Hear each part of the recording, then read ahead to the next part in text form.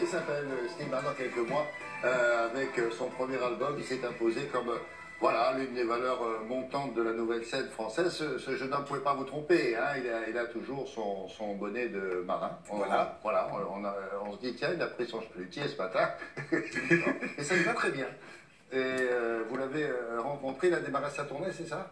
Effectivement. Alors lui, il a gagné un grand concours, un grand télécrochet d'une chaîne concurrente et néanmoins ami. Il a gagné donc cette finale de cette 5e édition de ce télécrochet au mois de mai. On se disait il va mettre un an avant de sortir un album. Mais comme il était déjà prêt, comme il avait déjà plein de chansons, comme il avait déjà beaucoup travaillé et qu'il savait ce qu'il voulait faire, c'est-à-dire chanteur, son album était déjà prêt. Donc 2 mois plus tard, son album est sorti. Ce tube que vous venez d'entendre cet été, on a tous entendu ça, à moins d'avoir été passé ses vacances sur la planète Mars. On a entendu Paname, Paname, on arrive, et il est déjà à plus de 100 000 exemplaires vendus. Donc, quand vous vendez 100 000 exemplaires, il y a forcément un producteur qui vous dit, allons voir sur scène ce que ça donne.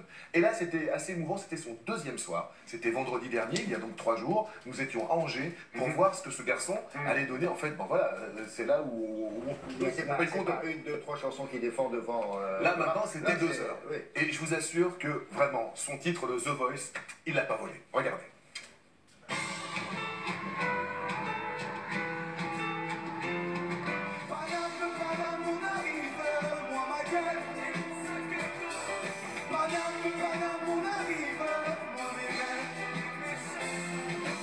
Slimane, quand et comment est né votre premier gros succès public, Paname, on arrive? Le jour où j'ai écrit cette chanson, je venais d'arriver justement dans un tout petit appartement à Paris. Et je me suis retrouvé seul, sans mes parents, sans mes frères et sœurs, à me dire mais qu'est-ce que je fous là en fait. Et dans cette chanson, j'essayais de me rappeler pourquoi en fait je faisais tout ça. Enfin, je faisais tout ça pour un jour pouvoir avoir cette tournée, être sur scène et raconter mes histoires. Vous avez grandi à Chênes, dans la banlieue parisienne, une banlieue pas forcément favorisée. On écoutait quoi comme musique chez Monsieur et Madame Depchy?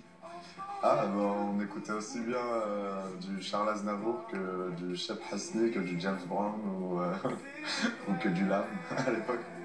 Mais aussi tant de je t'aime en pansement de l'âme. J'ai vraiment eu la chance d'avoir une enfance très heureuse, remplie vraiment d'amour. L'enfant de la rue est devenu grand. Il garde dans son sac ses poèmes d'antan. À quel moment vous avez été voir vos parents pour leur dire les études j'arrête et maintenant je vais faire chanteur? Ça a été un peu compliqué parce que j'avais des bonnes notes à l'école et du coup ils aspiraient vraiment à ce que je puisse continuer les études, etc. En tout cas des études normales. Mais c'était trop important pour moi, donc moi mes parents tant que je suis heureux, ils sont heureux, alors ils m'ont dit vas-y. On est bien peu de choses, et mon ami la rose est morte hier matin. Il y a un truc en tout cas que vraiment je veux garder, c'est de rester moi-même, garder les valeurs que mes parents m'ont inculquées. Mon rêve, j'ai vu éblouissant et nu, son âme qui dansait. Je crois que plus tu restes avec le vrai amour et tes vraies valeurs et plus ta vie est facile. Qui peut croire, moi j'ai besoin d'espoir, sinon je ne suis rien. Vos parents regardent Télématin? Oui, mes parents regardent Télématin, ma mère surtout. Si vous voulez lui dire un petit mot, allez-y, c'est le moment ou jamais.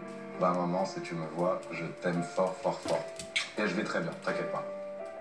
Maman me disait fais tes devoirs, je lui répondais attends de voir. Je faisais lire chacun de mes poèmes. Un jour à Paris, je lui chanterai que je l'aime.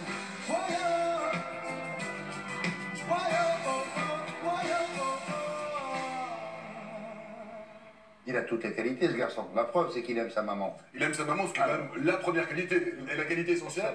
Et artistiquement, donc ça c'est dans la vie privée, mais artistiquement, il a vraiment une qualité énorme. Il a une vraie voix. Quand il reprend Mon ami la rose, que François Hardy avait mis au top de tous les parades dans les années 60, il en fait sa version à lui. C'est-à-dire que le propre même d'un grand artiste, d'un grand interprète, c'est de prendre une chanson que tout le monde connaît et de la faire redécouvrir à tout le monde. C'est vraiment son cas. Il est généreux sur scène, 2 heures sur scène, vous les voyez pas passer, ça joue du feu de Dieu, il y a 2 danseurs avec lui qui font, ça fait vraiment un spectacle complet, et puis voilà, en plus, il a pas pris la grosse tête, il a des vraies valeurs, tout ce qu'il fait, voilà. Donc c'est pour ça qu'on l'encadre. Faut pas que on s'inquiète, la maman de Stéphane. Il travaille beaucoup parce que je vois les dates, là, 12, 13, 14, 18, 19, ça n'arrête pas. Et il mange bien. Donc il mange bien, il n'a pas le temps d'appeler tous les jours. Ça va plutôt. Et madame Belchi, mange mon fils. Bon, merci beaucoup. La revue